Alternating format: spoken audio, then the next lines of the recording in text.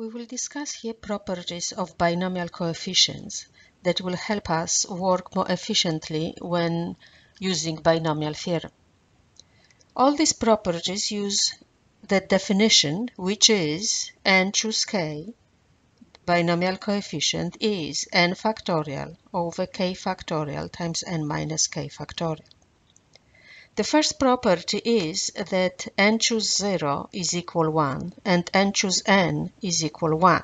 N and k in this theorem are positive integers. So basically the first property tells us that if bottom number is 0 or bottom number is the same as the top number, then the value of that binomial coefficient is 1. For example, if n is equal 5, we can write that 5 choose 0 is 1 without using the formula to establish that.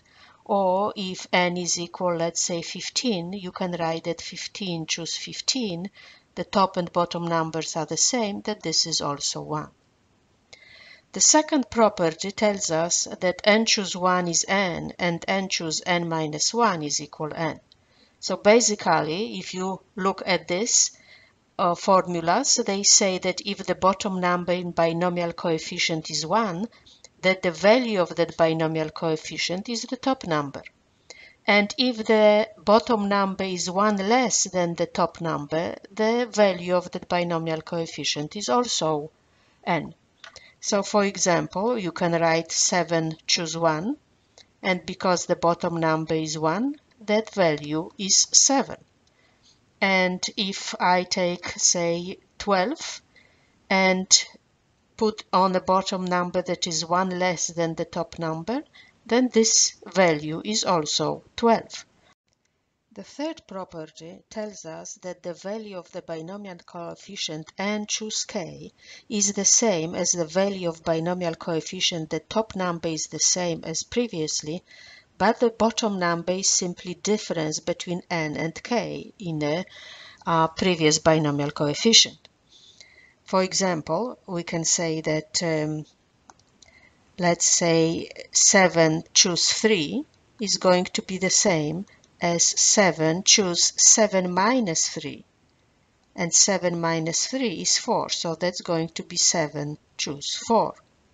If we use another number, for example 17, you can say that 17 choose 10 is going to be the same as 17 choose 17 minus 10, which is 7.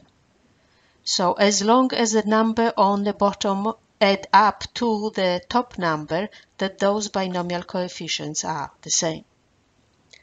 And the last property, most elaborate from all of those properties, tells us that if we have binomial coefficient n choose k minus 1 and we add to that binomial coefficient n choose k, we'll end up with the binomial coefficient for which top number is 1 more than the top number in the sum, and the bottom number is the larger of those two. So if we notice that, we'll have that, for example, 8 choose 5 plus 8 choose 6. Now here top number is 8 and bottom numbers are 5 and 6.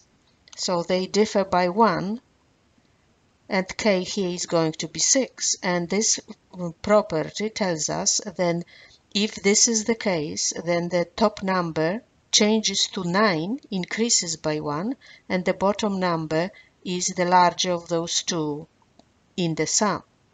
So the sum of those two binomial coefficients is 9 choose 6.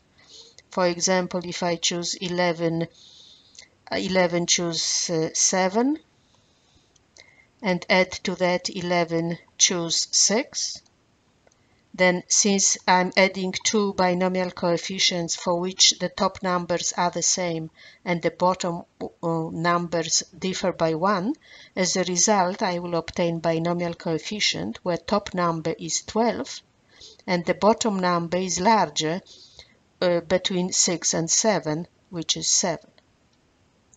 The proof of those properties, again, as I already mentioned, comes from the definition of binomial coefficients. So properties 1 through 3 are very easily justifiable using that definition. Property number 4 is a little bit more elaborate. You need to use some algebra manipulations to get from the left side to the right hand side.